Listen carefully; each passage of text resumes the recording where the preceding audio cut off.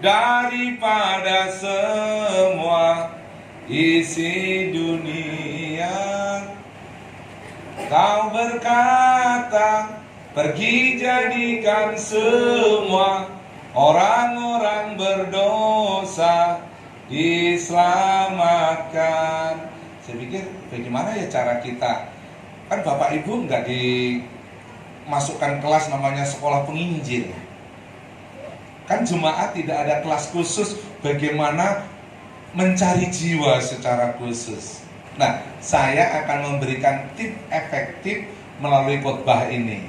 Sehingga melalui khotbah ini saya yakin persis Kisah Rasul pasal 2, mereka disukai semua orang. Dan Tuhan menambahkan jumlah.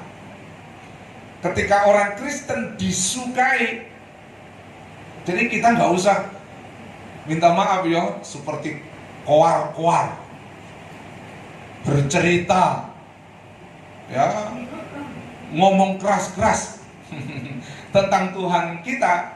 Sebenarnya ada cara yang paling gampang, yaitu hidupmu dan hidupku disukai. Ketika disukai, namanya juga disukai. Apa saja kalau kita menyukai sesuatu, kita penasaran. Bahkan kita ingin tahu, apa sih itu? Apa sih itu? Bahkan ingin deket. Betul ya? Karena kita penasaran dan senang. Suatu saat ada buah di daerah kami. Buahnya itu pisang warnanya biru. Itu tumbuh di antara pohon pisang, ada pohon sekelompok bambu, tapi muncul pohon pisang, tahu-tahu pohon pisang itu mengeluarkan ini. Saya tertarik, saudara. Karena tertarik, singkat cerita saya mencoba untuk mendekati. Ketika sudah mendekati, karena itu dekat pohon bambu yang mengeluarkan duri, nah kami kena durinya itu. Tapi nggak apa-apa, tapi karena penasaran, senang saja, menarik saja itu buah.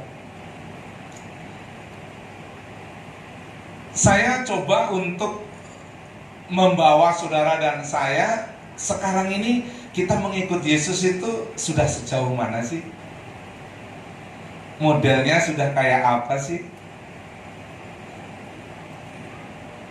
Nah, kita baca cuma 3 ayat. Karena 3 ayat, perhatikan dengan baik-baik. Saya nggak akan sempat membahas ayat 4, ayat 5, sampai ayat 12-13 untuk kita kepenuhan seperti Kristus. Itu terlalu dalam dan mungkin lama. Tapi minimal saya kasih hal yang paling basic, yang paling mendasar. Menjadi pengikut Yesus Kristus. Dan kita semua pengikut Yesus. Katakan amin. Kita semua pengikut Yesus. Dan supaya kita bisa menjadi pengikut yang efektif, dan akhirnya orang bisa melihat sesuatu yang indah, dan orang itu tertarik dengan dirimu. Bukan tertarik karena lawan jenis, bukan. Karena ada sesuatu yang berbeda darimu. Sehingga saya rindu ada orang-orang di luar sana yang tidak kenal Tuhan bisa mengenal Tuhan. Tolong diklik. Kita baca Efesus pasal 1, pasal 4 ya, bukan pasal 1 itu. Pasal 4 ayat 1 sampai ayat 3. Kita baca bersama-sama. Efesus pasal 4 ayat 1 sampai ayat 3. Kita baca 2, 3. Sebab itu aku menasihatkan kamu, aku orang yang dipenjarakan karena Tuhan, supaya hidupmu sebagai orang-orang yang telah dipanggil berpadanan dengan panggilan itu. Hendaklah kamu selalu rendah hati, lemah lembut dan sabar. Tunjukkanlah kasihmu dalam saling membantu, dan berusahalah memelihara kesatuan roh oleh ikatan damai sejahtera. Perhatikan.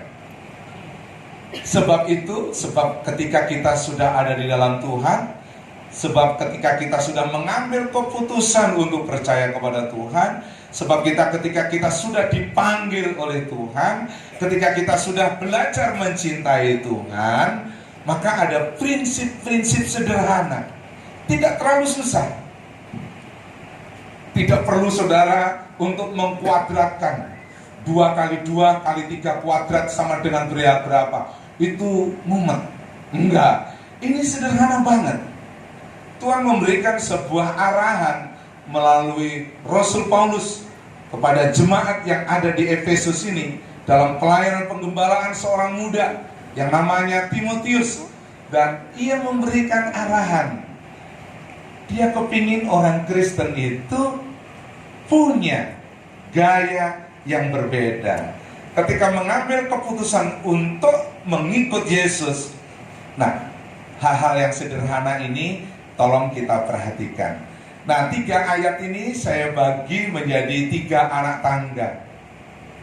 Tolong diklik. Anak tangga yang pertama adalah orang Kristen pengikut Yesus harus mulai belajar menyesuaikan diri dengan firman. Bahasa Alkitab, berpadanan dengan panggilan itu, supaya hidupmu sebagai orang yang telah dipanggil Tuhan. Kita semua sudah percaya Tuhan, katakan amin. Mulai berpadanan. Bahasa sederhananya, mulai menyesuaikan diri. Dengan apa? Dengan panggilan. Bahasa saya kalau panggilan terlalu luas, saya terjemahkan dengan nilai-nilai yang ada di dalam kekristenan. Itulah pedoman hidup orang percaya, firman. Jadi anak tangga yang paling di bawah ketika menjadi orang Kristen sudah mulai harus menyesuaikan diri bahwa saya ini dipanggil Tuhan, saya harus berpadanan dengan panggilan sebagai seorang namanya anak Tuhan itu. Tolong diklik. Nah, tak terjemahkan begini. Ketika kita sudah menjadi orang Kristen, hidupmu tidak bisa lagi semau-maunya.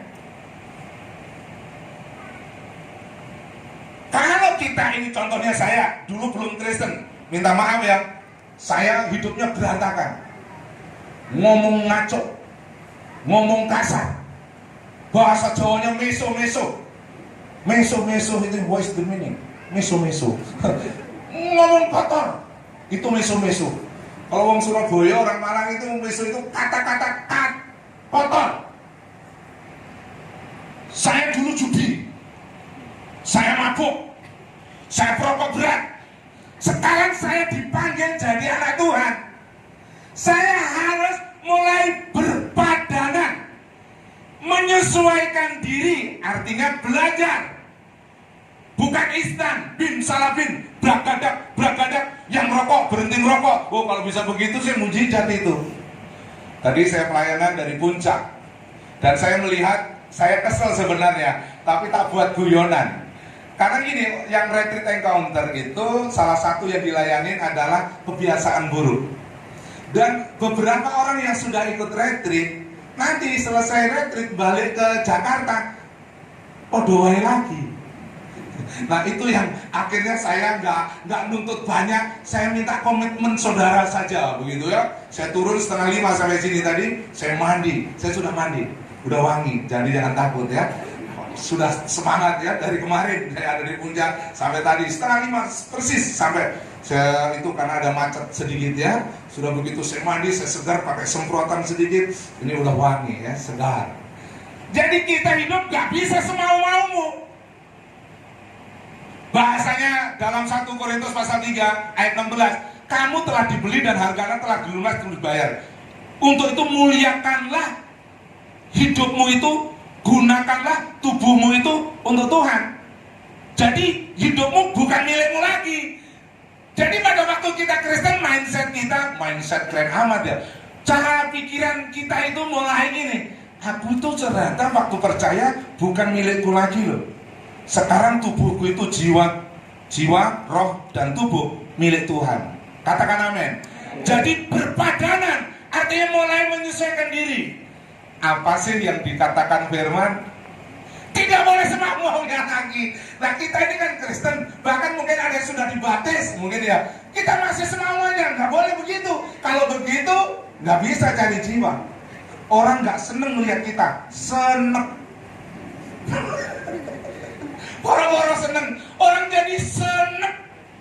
Kesel, Kristen kok begitu, kok gereja kok begitu, podo wae. Dulu begitu, sekarang begini, kayaknya besok ya podo wae. Nggak boleh, nggak bisa, nggak bisa. Saya perokok pasif. Dari SMP saya udah merokok, saya perokok pasif. Saya minum alkohol pasif. Ya, artinya ya kalau temen ngajak minum ya minum. Namanya kita nggak kenal Tuhan toh, nggak percaya Yesus. Saya hidup semau-maunya. Caranya nggak aturan pokoknya. Tapi akhirnya singkat cerita saya ke gereja. Sudah di gereja, firman Tuhan oleh hamba Tuhan disampaikan. Saya ya harus dengar kata pendeta. Nah ke gereja mau dengar kata siapa? Mau kata langsung Tuhan, mati kita. Tuhan mau datang langsung turun ke saudara, berarti Tuhan hadir, kita udah kiamat. Tuhan masih pakai hamba Tuhan untuk bersuara, menyampaikan firman. Betul ya? Ya ini kalau Tuhan datang, berarti Tuhan datang dalam pengertian. Musa aja, Tuhan menampakkan diri, katakan. Cuma dalam bentuk api aja nggak bisa. Kemuliaan Tuhan itu namanya Paulus, baru Yesus kan menampakkan diri itu, buta dia. Saudara mau benar-benar lihat Tuhan langsung nampak, kita semua terbakar, jangan-jangan. Nggak ada yang sanggup, nggak ada yang mampu. Kecuali Tuhan datang yang 2 kali menjemput kita, kita mampu. Siapa yang mau sekarang Tuhan datang, angkat tangan. Ya takut kan? Ya Pak Pendeta Abu yang udah siap. Kayak sama saya ya, kita siap ke Tuhan datang ya. Jadi kita nggak boleh semau-maunya lagi. Belajar berpadanan, katakan bersama-sama, berpadanan. Artinya mulai belajar menyesuaikan diri hidupmu dengan firman. Contohnya nih, siapa saudara yang sudah menikah, suami, angkat tangan. Oke, turunkan tangan. Siapa yang selama pernikahan saudara pernah pukul istri, angkat tangan.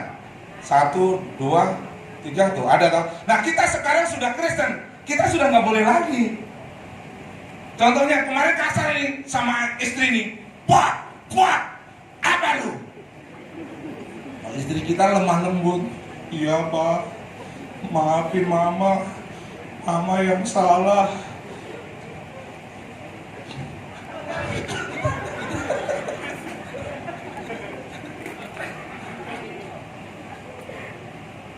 Kita nggak bisa lagi. Ada ibu-ibu yang sadis, itu suaminya dipukul pakai penggorengan. Janganlah, masa kita udah ke gereja masih main fisik begitu? Berpadanan, nggak bisa kita. Kita harus mulai menyesuaikan diri kita dengan firman. Katakan amin. Saya tahu, minta maaf, keluarga kami hancur. Saya nggak melihat hubungan ayah dan ibu saya itu bagus, karena memang bukan anak Tuhan. Tapi sekarang akhirnya mengenal anak Tuhan, menjadi kenal Tuhan, ayah dan ibu kami baik. Tapi sebelumnya beliau berdua tidak baik. Akhirnya saya sudah mengenal Tuhan, membaca firman, menikah sama dia. Aduh maaf ya, saya pelototin aja belum. Saya apa loh?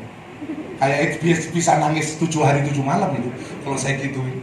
Ya, kita kenapa? Kita menyesuaikan diri dengan firman. Gak bisa lagi gaya hidup kita semaunya kita. Hidupmu berpadanan. Apa ini kasar perbadanan itu? Mulai menyesuaikan diri, nyocokin gitu loh berbadanan ini. Bercermin, apa sih kata firman? Aku ikutin. Bercermin, apa sih kata firman? Aku ikutin. Gak bisa, gagal, gak apa-apa. Mulai lagi, jatuh, gak apa-apa. Bangkit lagi, lama-lama bisa. Pasti bisa. Katakan amin. Amin. Dulu kamu kan masih dalam kandungan ibu, nggak tahu apa-apa tuh tentang diri kita. Sudah mulai lahir, SD, SMP, SMA. Pada waktu SD masih nurut, SMP sudah mulai kagak nurut, SMA udah mulai berani bantah orang tua. Terus akhirnya saudara ke gereja, dibina di gereja, masuk sekolah minggu mungkin, masuk remaja, pemuda. Tidak boleh lagi semau-maunya dengan gaya kita yang seperti itu, nggak bisa. Harus menjadi anak menyesuaikan diri apa kata firman. Jadi hidupmu dan hidupku berpadanan sesuai dengan panggilan kita. Artinya panggilan kita sebagai hamba Tuhan, sebagai anak Tuhan, sebagai orang percaya. Kalau kita orang percaya, harus berpadanan. Hidup disesuaikan dengan prinsip-prinsip firman dan fokusnya Yesus. Jadi teladan gaya hidup kita adalah Yesus. Katakan amin. Jadi pada waktu jadi Kristen, sekarang semua tradisi yang bertentangan dengan firman tidak boleh dipegang. Yang bagus nggak bertentangan dengan firman ditingkatkan.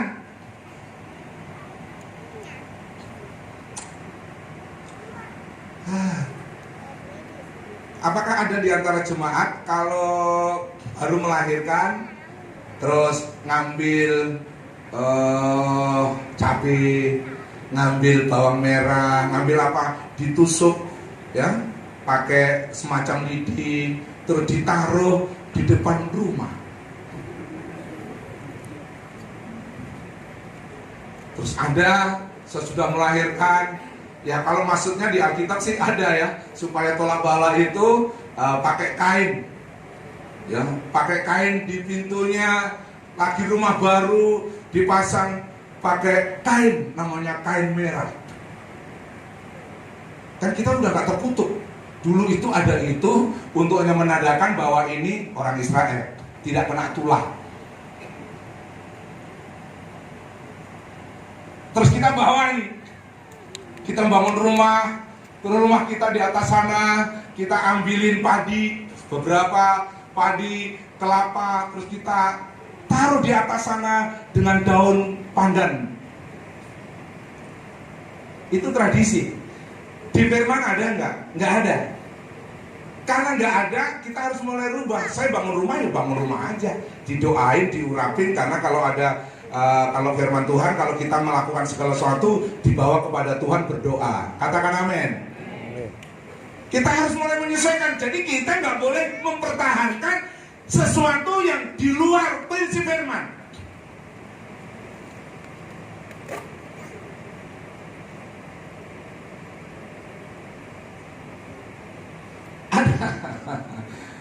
Ada beberapa tradisi kalau di kami ya biasanya pon wage kliwon legi paing, pon wage kliwon legi paing. Jadi kalau Senin Pahing itu mantap. Kenaknya Jumat Legi, oh itu rezeki banyak. Tapi kalau Selasanya itu Pahing, terus Jumatnya Kliwon, gondoruwung itu kabeh. Itu tradisinya. Jadi kalau ini apa? Jumat Kliwon, jangan keluar. Kita sudah enggak, saya mau Jumat Legi, mau Jumat Kliwon, semua Jumat baik. Kita tepuk tangan buat Tuhan.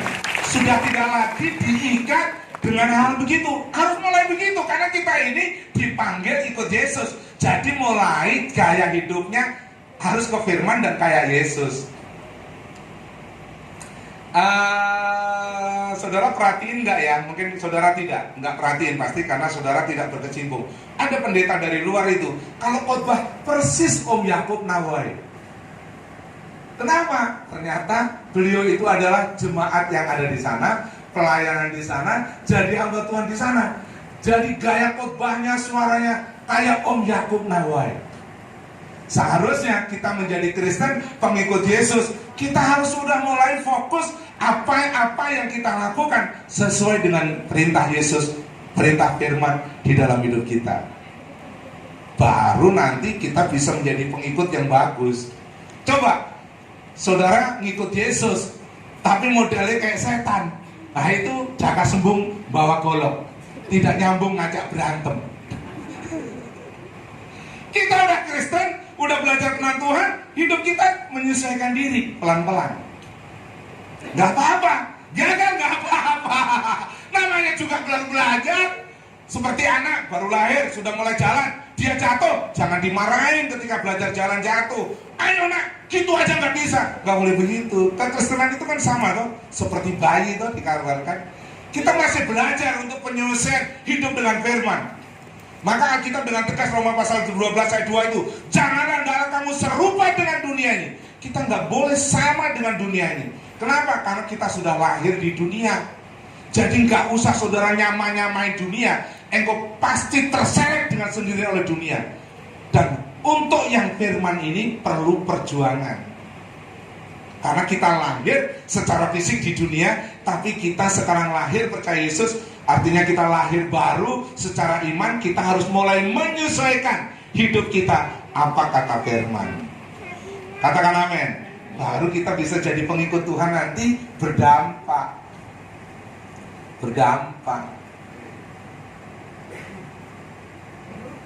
Sayang ada salah satu anak Tuhan yang sudah bertobat dari rumah kami, dia kembali ke daerah. Coba kalau dari sini seharusnya dia bersaksi. Atau yang di jam 10 ada mbak kita satu ya, tapi ibadah jam 10 nggak ibadah jam 5. Coba kalau, kenapa sih saudara sesekali tanya, kenapa kamu kok ikut Pak Nathan terus kamu percaya Yesus? Saudara tanya aja, pertanyaannya mungkin langsung dua aja. Apakah Pak Nathan, Pak Pendeta itu suka bersaksi? Ngajak-ngajak ke gereja? Atau seperti apa? Pasti ada sesuatu. Ternyata dalam nama Yesus, bukan untuk kesombongan. Di rumah kami mungkin ada suasana yang indah, ada hadirat Tuhan di situ, sampai 2 orang sudah dibaptis, kenal Tuhan. Kita tepuk tangan dong. Kita harus sampai ke titik itu tuh. Enak tuh. Kalau sudah sampai ke titik itu tuh, hidupmu tuh bahagia. Apa sih bahagia? Kalau saya terjemahkan bahagia ini nih, duitnya banyak, imannya mantap. Itu bahagia. Katakan, duit banyak, iman mantap. 1, 2, 3. Duit banyak, iman mantap. Nah, itu bahagia. Jadi kalau duit tidak ada, punya iman, sengsara.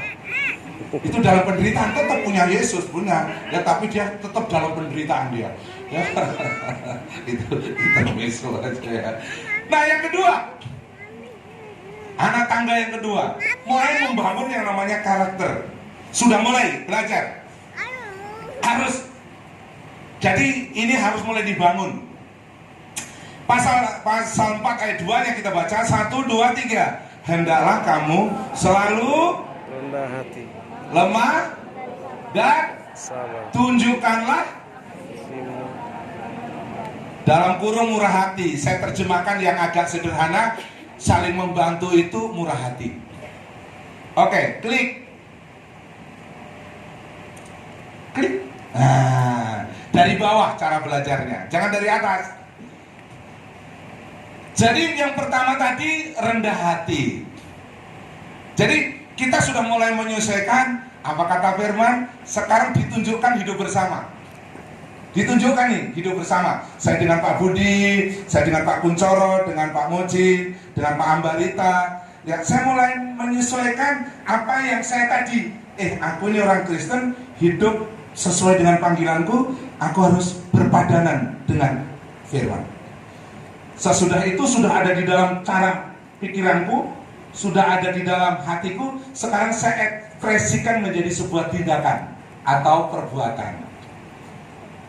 Dan perbuatan itulah dalam bahasa yang umum di kamus Indonesia nggak akan ketemu, itu nggak ada. Apa itu rendah hati? Klik, nggak ada, ya, nggak ada artinya. Tapi dipahami ada. Nah, kalau memahami orang rendah hati itu kurang lebih begini: orang yang taat, tunduk pada otoritas, orang yang mampu mengertiin orang lain. Mungkin saya pakai yang paling terakhir. Kalau yang tunduk pada otoritas agak berat, menerjemahkan juga berat, mengerti, apalagi taat, ya itu agak berat. Tapi yang paling bawah saja dulu, katakan mengertiin orang lain. Itu orang rendah hati. Percaya saya, kalau saudara bisa pahamin gini, saya berteman dengan Pak Markus, terus saya bisa mengertiin dia, nanti saya bisa connect, bisa nyambung. Coba kalau saya pongah, saya sombong, saya nggak ngertiin, ngapain bergaul sama Pak Markus, apa untungnya, apa gunanya? Udah, itu nggak usah saya utarakan. Kalau hatiku seperti itu pasti nggak akan ada hubungan yang baik dengan dia. Nah, kan kita disuruh nyelamatin jiwa. Kita disuruh untuk menjadi berkat buat orang. Kita harus belajar rendah hati. Rendah hati diterjemahkan dalam kehidupan sehari-hari, ngertiin orang lain. Katakan, ngertiin orang lain. Nah, saya punya CM sama Cingke. CM sama Cingke ada. Saya coba baru belajar, saudara. Apa itu Pak Pendeta CM? Apa itu Cingke? CM itu besan wanita, Cingke itu besan pria. Ada di tengah-tengah kita. Kita tepuk tangan dulu buat Tuhan. Saya sekarang belajar mengertiin apa saja, belajar. Karena kita belajar untuk rendah hati. Jadi jangan menuntut dimengerti. Kalau menuntut dimengerti, kagak ketemu. David ini ya, nuntut CCCU untuk mengertiin, kagak ketemu. Yang benar itu kok gini, ada apa sayang, sini, apa yang bisa saya bantu? Itu kalau seorang suami ngomong begitu kepada istri, istrinya itu langsung kayak dongeng rambutnya. Bener ya? Dingertiin. Seorang istri tahu-tahu ngomong ini, papa, aduh, papa, apa yang bisa saya lakukan buat papa? Papa mau minum apa? Papa mau makan apa hari ini? Aduh, itu hati suaminya kayak teriris-iris, saudara. Teriris yang positif. Itu bahagia sekali. Dia mau ngomong sebenarnya yes, cuma egonya agak nongol. Jadi dia padahal dia bilang yes. Itu loh, saudara. Jadi rendah hati itu dipraktekin, bukan dimengerti dan bukan pengetahuan. Firman bukan pengetahuan loh. Saya kasih tahu. Kalau firman hanya sebagai pengetahuan, namanya Torah. Hanya hukum, norma, saudara melanggar dihukum. Firman itu sebuah kebenaran yang dijadiin perilaku. Itu namanya firman hidup. Katakan, firman hidup. Firman hidup itu artinya firman yang kita baca, kita ngerti, dijadiin gaya hidup, dijadiin perilaku. Itulah karakter. Karakter itu adalah sesuatu yang kita pahami. Saya lihat sesuatu, saya belajar sesuatu, akhirnya saya ada di situ, akhirnya saya mencoba untuk memahaminya, saya lakukan terus menerus, akhirnya menjadi bagian hidup saya, gaya hidup saya. Itulah karakter saya.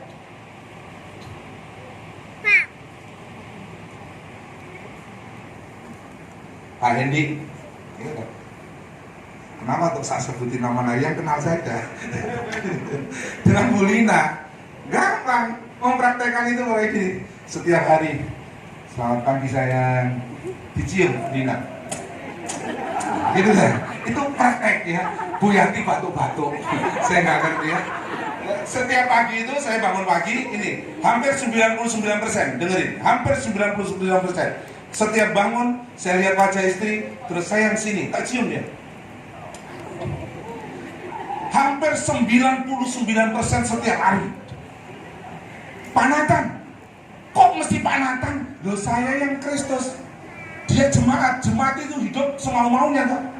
Kalau Kristus kan enggak. Suami itu diibaratkan seperti Kristus, menyusahkan diri. Jadi saya yang harus mengucapkan, Mam, selamat pagi sayang. Sudah mau berangkat kerja, sini, cium papi, cium. Itu orang belajar menerjemahkan rendah hati. Kalau sombong, mau kerja mah, berangkat aja. Udah, say bye-bye, dadah, sukses ya ma, nanti sukses ya, berhasil. Ya aduh, praktek yang kecil-kecil itu loh, saudara. Nggak usah rendah hati itu kayak apa menerjemahkan, kayak susah menerjemahkan, nggak usah. Ngertiin. Tahu-tahu contohnya Pak Budi, mana Bunda Lia? Di belakang. Tahu-tahu kok Bunda Lia suami istri kok diam aja. Jangan dibilangin kesel, pagi-pagi sudah diam. Jangan gitu. Dideketin. Ma, ada apa? Itu kan enak. Iya Pak, kurang duit. Waduh, itu beban berat, saudara. Ya sudah, gampang kok.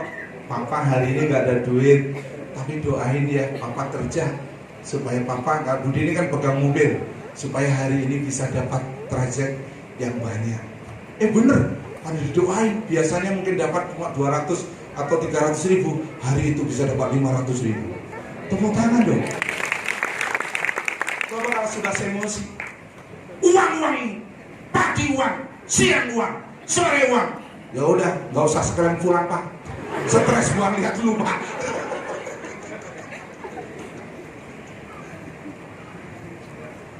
Aduh, firman itu sebenarnya sederhana. Ketika kita dipanggil jadi anak Tuhan, hidup kita harus berpadanan dengan firman.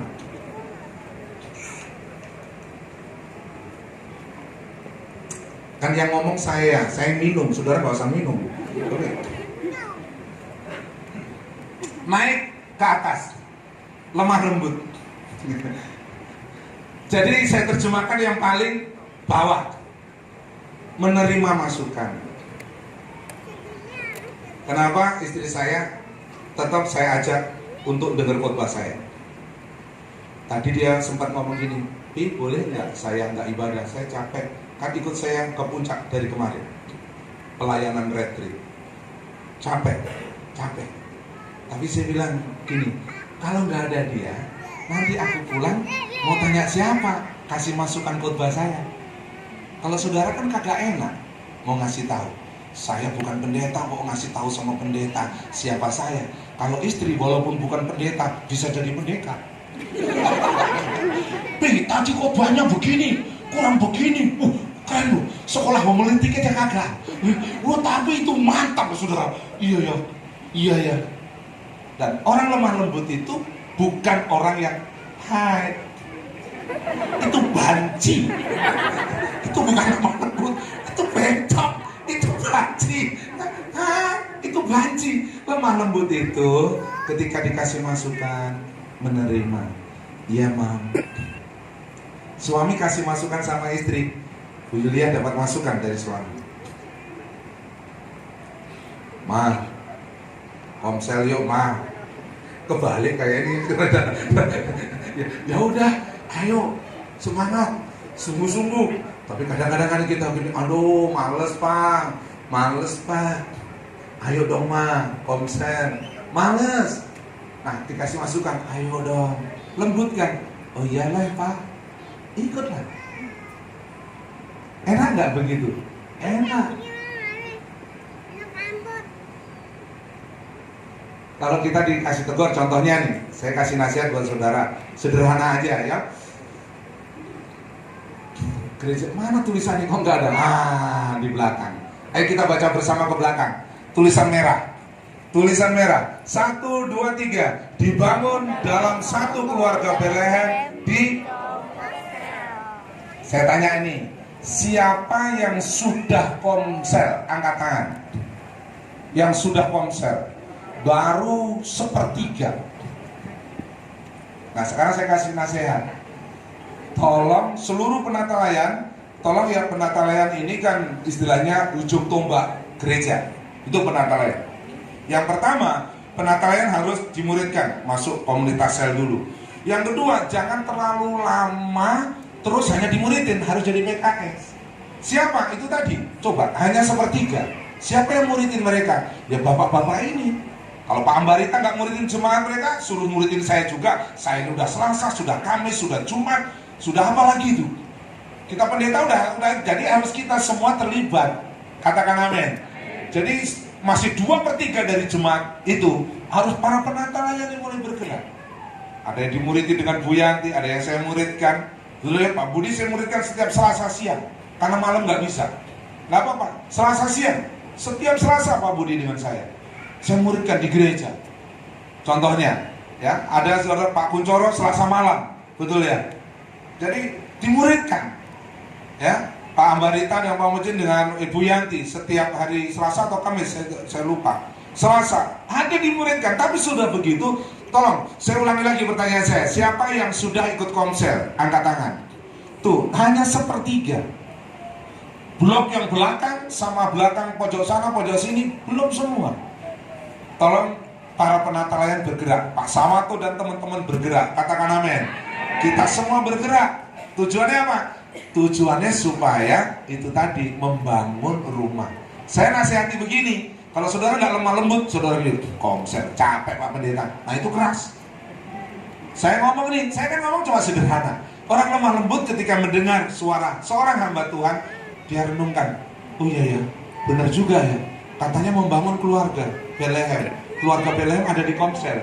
Nah kalau saya tidak masuk Komsel, hanya membangun ibadah, hanya sebagian kecil daripada kegiatan ibadahmu itu, membangunmu itu. Harus ada di situ. Semua penata layan bergerak. Sekarang harus semua bergerak. Katakan amin. Sabar. Ini karakter. Nah kalau itu saya baca dua-duanya. Ayo kita baca 2-3. Tidak mudah terpancing dan tersinggung. Tetap pada posisinya untuk. Nah itu orang sabar. Orang sabar itu begini. Pak Kuncoro berdiri. Dia saya bina dengan baik. Suatu saat dia tahu-tahu ngerasain saya dengan jemaat. Ngerasain itu apa? Ngomongin ngerasain. Sudah begitu ya. Dia tahu-tahu gitu. Saya yang disebut sabar tetap melakukan kebaikan pada posisi saya. Minta maaf, mau Pak Kuncoro nggak mau berbakti kepada Tuhan dan mengamalkan kebaikan yang saya ajarkan, mau Pak Kuncoro akhirnya dia melawan dan membantah saya, posisi saya tetap sama. Saya nggak akan berubah, yaitu melakukan kebaikan kepada dia. Itu sabar. Itu artinya. Jadi dia tidak mudah tersinggung, dia tidak mudah marah, dan tetap pada posisinya melakukan kebaikan. Itu persis seperti Yesus. Sampai Yesus diperlakukan begitu kejamnya, sampai diperlakukannya minta maaf seperti penjahat ulung dan besar, tetap yang keluar dari mulutnya pada akhirnya, ya Bapa, ampunilah mereka. Tetap melakukan kebaikan. Terima kasih. Suami istri, siapa yang sudah menikah? Tolong angkat tangan benar. Ya, sudah menikah. Nah, yang sudah menikah suami istri, terangkan ayat ini. Katakan sabar. Jangan mudah tersinggung. Suami ngomong apa? Tersinggung. Istri ngomong apa? Tersinggung.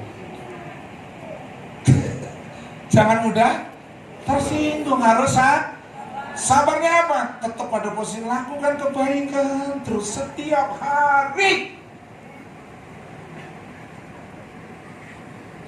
Pak Roni mana Bu Surga?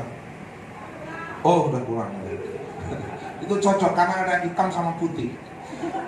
Jadi itu kalau dikasih gambaran itu kadang-kadang itu kita kan beda karakter.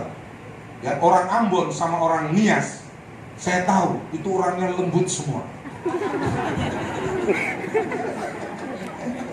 Dan ketemu itu, saya lihat mereka itu indah. Pelayanan sebagai ketua penata layan di jam 2 siang, ya, suami istri. Suka saya ajak dalam pelayanan, saya lihat walaupun Bung Roni itu hitam, tapi memang nggak ada yang lebih hitam dari dia di antara saudara ya. Memang benar-benar hitam gitu ya. Jangan bilang ya. Tapi terketemu si Sorta ini anak kita, kami lihat. Coba, saya tuh senang sekali. Mereka tuh berbeda, budayanya berbeda, cara bicaranya berbeda, semua berbeda. Kalau di Komsel seru, saya bagian diam saja. Ma, dia suka manggil istrinya Ma, saya nggak tahu Ma atau Ma. Ya, tapi saya lihat terus kenapa begitu? Saya lihat itu tuh hal begitu. Dia bisa saling pengertian, dia tidak mudah untuk marah, dia tidak mudah untuk terpancing. Kok bisa ya? Saya juga lagi belajar loh saudara. Hebat loh, kalau saya orang Jawa, kalau nggak lembut itu bukan orang Jawa, jambon.